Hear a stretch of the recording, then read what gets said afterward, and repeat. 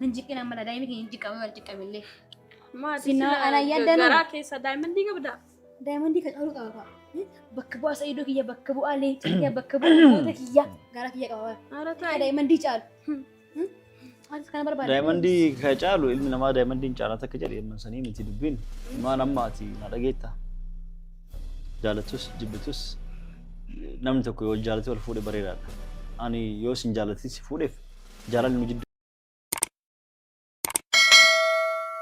Ati hin jaalattan inni garuu sin jaalatu yeroo si yeroo wajjin raftanu inni sin hammatu taanaan sin dhungatu taanaan sin xoxxoqu taanaan maal si godha ati machiin dirqama matiin xoxxoqu bar Sa'iidoo dhiiraa Ana hammataa dhiisisanii yaadina. irraa batee hammata si dhamaarree inni sin hammatu ta'ee maal waan gootare ishee machiin ati dubara miti moo irra batee hammata ishee. San dhiisisan anumatti dhiisati bakka san yaadina. Mucoo akkam qulqulluu ta'e akkamitti jaalala jiraachuu dandeessu Sa'iidoon bar na akkan Aadadumaan jaalala dhufa bakka. yeroo rafu yoo wajjin raftanu. Assalamu alaikum warahmatullahi wabarakatuh. Akkam jirtu hordoftoota koo. Egaan akkuma dhaggeeffattanii wallahi waan hedduu nama qaanessuudha. Waanuma shamarran yeroo hammaa kana keessa jiran jechuudha. Egaa mucattiin yaadi ishee kun dhugaadha. Imaan immoo dhagaahan jirtu. Sa'iidoo nama isheen jaallatu isheen ni jaallatti. Akkuma mucattiin kun jette immoo baroota kaanii bultii godhatan jechuudha. Giddiidhaan nafuu ittiin jette wanta ta'eef jennaan sodaachiste. In fuudhaa gammachuu argachuu hin dandeessu mucaan kun jechuudha. Maaliif lammaffaalee deebitee miidhamti garuu ammoo bakka eega sin barbaadu jedheeti utuu itti dhiiste jireenya mataa ishee bor jalqabdee nama biraa wajjin jiraatte baay'ee bareeda garuu utuma ka'ee fuudheenii akka mucaan kun jettee waan isheen fedha ishee guutuu fedhiisaa akkasumallee waan ishee yaadde bakka irraa argachuu dhabuu dandeessi jechuudha. Kanaaf kun jechuun immoo ni miidhamti. Borillee fedha isheetiin egaa amma na fuudhi malee jechaa jirti borimmoo na hiikitu dhufa jechuudha. Kanaaf dursinee wanta nutti dhufu ilaalletti seenuudhaatu barbaachisaadha. Dirqama isaati Imaani. bakka keenya balleessi. Dirqama eenyu godhe? Isumaan Haa morka jaarsa keettiif deemtaati. Morka jaarsa. Waan jaarsa kan kee achi oduu guurtee deemtan. Godhaa maali siif godha siin jennaaniin hawween ni diddegaaf tura maaliif gootaaf hin gootuufi maaltu si naqee maali si goote waan si goote tokko hin jiru. Isin maanuu mana siree keessa si wajjin taa'u sanii nuuni yaadabamtii ni hidhamtii jaarsa kiyyaa wajjin osoo isii kassase seerri naaf gaafata jaarsa kiyyaa wajjin maal gooti jettee akkasitti as gabbooftee anatu itti hime jette maal sii muudhu.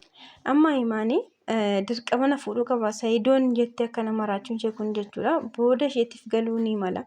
Maaliif jennaani dhiirsi tokko yooma ofii isaatiin si jaallatee boris si barbaade bareedaadha malee irra caala jechuudha. Dhalaan haati qofti jaallattee bultiin sinillee bultiin ta'utuma bultii waliin godhatan jechuudha. Waliigalteen hin jiru. Akkasumallee bakka waan waliin mari'attan hiiktan tokkollee hin jiru jechuudha. Maaliif jennaan sila isheetu gabbareenii na fuutu malee jettee humnaan fuute waan ta'eef inni immoo waan hin jaallanneef jennaan boortarii ishee irratti fuudhuu danda'a. Yookaan immoo haadha manaa ishee kanaan dura ishee dura fuudhe sana baay'isee jaallachuu danda'a. Kana jechuun isheen immoo fayyaatti cuggaarraa ishee gubdee of lafa keessa jechuudha. Utuu shamarran keenya namarraa kaasee utuu kabajaa keenya eegganneeti. Bakka nama nu hin jaallanne tokko irraati abdiirraa murannee irraa fagaachuu bakka karaa ittiin dagannu barbaadde jechuudha malee dirqama lakkiinni guyyaa tokko akkas waliin buleera guyyaa tokko akkas ta'eera minaan jettee yoo sammuu ofiitti ta'e jechuudha. Borimmoo kan kana caalatutti dhufa jechuudha. Maaliif nama isheen jaallanne dhawanna ta'eef jennaan waan hedduu irratti raawwachuuf deema namni kun jechuudha. Ishee miidhuu danda'a. Kanaaf jennaan nu shamarran yoo nuti of kabajnee kabajaa keenya eeggannee dhiirota akka ta'u godhachuu dhiisnee borillee yoo bultii keenya qabanne jechuudha. Gammachuun nama sana wajjin jiraanna jechuudha. Garuu nuti yoo akka maraatu wajjin hin godhannee keessa keenya eega bareeti utuun boru waan barbaade irratti godheeyyuu kun waan tokko hin dubbatu yookaan haariin tokko itti nufu jedhee jechuudha. Bakka bakkee ilaaluu eegala jechuudha eega mana si gashate. Kanaaf jennaan tu kabajaa keenya eeggannee nama nu jaallatu nullee nama jaallanne wajjiniin jireenya tola wanta ta'eef jennaan nama nu hin jaallanne tokko dirqama na fuudhii dirqama na wajjin jiraadhatu jechuu dhiisneeti. Hedduu bareedaadha. Ifa manaa godhaa malee shamarroonni hedduun hin jiran jechuudha. Yoo inni hin jaallatu ta'e isheen immoo yoo itti fuudhuudhaaf hin ajjeesaatu dhufa. Yoo akkas naaf hin gootu ta'e akkasiin of gochuutu dhufa jechuudha. Kun jechuun immoo ofiin bakka nama taraa tokkotti of ilaalchisuutu dhufa. Kanaaf iyyuu jennaani bakka nama nu hin jaallanne ittuma dhiisuudha. Silas kan qocaaf kaa'ee allaattiin hin fuutu jedhama miti. Waan rabbiin nuuf qabe waan hin dhabne waan ta'eef jennaani obsinee bultii keenya bultii rabbi nuuf qoode wajjinutu jiraanne baay'ee bareedaadha garuu nama nun jaallannetti akkana godhannee of fuusisuu irra immoo inuma nutti fooyya'aa jechuudha. Godheetumaan uffatuma si gubee uffatni sun si maxxanee si guba. Gaaf sana anaa miti namni biraatu si argu si jibbaa jechuudha. Osoo of gubdee jiraatte Sayyid garaa nyaattee si akkasii gubattee fuulli si bade si fuudhu miti ijaanuu si ilaaluun fedhu jechuudha. Maaliif? Ati yaadni kan kee garuu akkasi. Akkan taatee gowwoomatu hin qabdu. Ijoolleen kilooroksii yookaan barakiinaa dhuyidu maaliif barakiinaa dhuyidi? Barakiinaan dhuyidi fiiganii hakimini geessan keessaan dhiqanii ni fayyisan gaaf isaanii namichi sun dhugaa na jaalattee waan naaf jecha akkas gooteef jedhee Argitanii jechi isaa iddoon ittiin jedhan jechi isaa kun immoo dhugaadha jechuudha. Ta'ummatu guyyaa sana gaazii sanaan anaaf jettee of gubdee ta'eeti aniyyuu si ilaaluu hin barbaadu akkasuma namoonni biroon illee jedhe dhugaa isaati. Maaliif tu nama ishee jaallatu ta'eeti tu dhuguma nama ishee barbaadu ta'eeti jechuudha. Isaaf jettee gubatte wanna ta'eef jennaan innumti bakka ishee fokkisiisee yookaan immoo bifa ishee kana balleesse suni nama ishee jaallatutu ta'eeti. Akkuma duraa sanatti ilaala jechuudha. Garuu nama ishee hin jaallanne wanna ta'eef jennaan inni illee kunooti to'atu guyyaa sana of gubdee ta'eeti ana mitiiti namni biraa ibsa ilaaluu hin barbaadu jechuudha. Gabaabumatti inni maali tu gubatte ta'e dhimma mataa kee gubatte malee han dhimma kee hin qabu naaf jettee miti jedheetu bakka haadha manaa isaa duraa yookaan immoo kan haaraatti deema jechuudha. Kan itti bade eenyu ishee imaanidha wanna ta'eef jennaan isheematu gaabbii guddaa keessa galaa qaama ishee lakkanaaf balleessitee.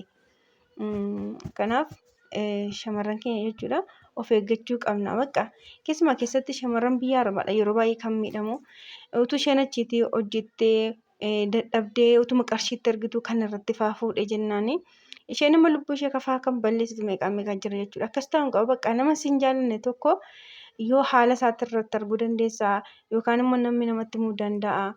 Waanuma tokkoon adda baafatte jennaan achumatti dhaabuudha malee anti naaf hin barbaadu taanaan hin jaallatu taanaan of hin ajjeessa jennaan dhiirri isaayyuu maal godha kooruu eegalaa bakka akkati isaaf jettee of miitee namni illee isaaf arguu fedha jechuudha. Kanaaf jennaan shamarran keenya waan akkasiiraaf qusadhaa isiniin jechuun barbaada.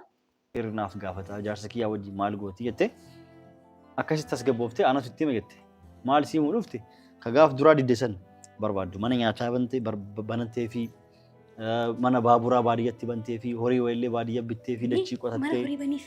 Horii ana gadda nagaadee hojjetee fakkaata yeroo. achitti jechuun waan adda addaa Lukkus baniif.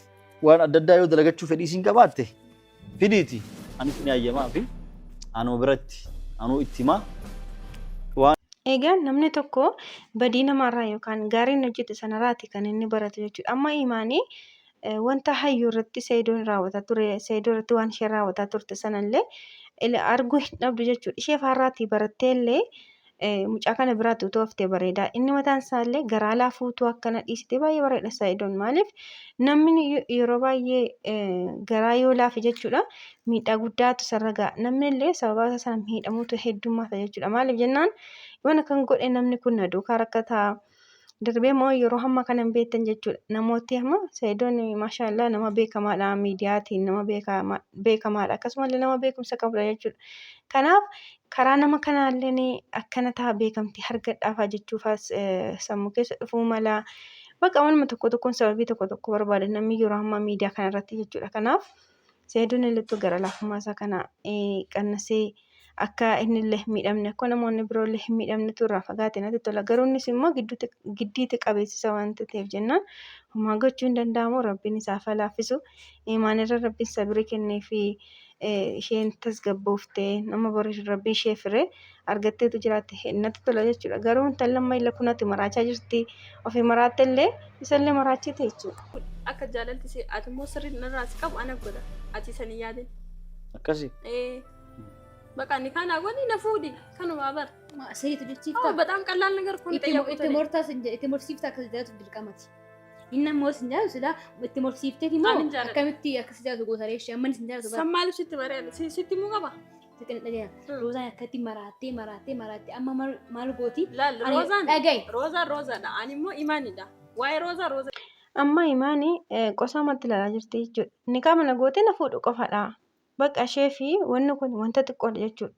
Amma akka qoosaatti haasoftu malee akkuma bakka qallalli tokkotti haasoftu malee booda itti cimee maatiin ishee illee waan itti qaanfatan isheen illee waan itti qaanfataati jechuudha.